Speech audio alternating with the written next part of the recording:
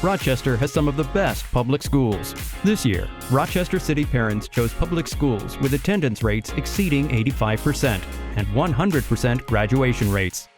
They chose schools with hands-on learning and small class sizes who were able to help their children with language and special learning needs. They chose schools that have unique offerings, including career exploration in health, science, technology, the arts, and vocational fields.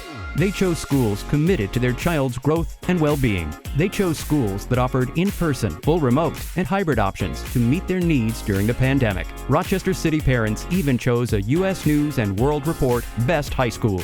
This year, the parents of over 6,000 students chose a free public charter school education. What will you choose for your child? School choice is your choice. Find your right choice at GoodSchoolsRoc.org. Hurry, April 1st is the charter school lottery deadline.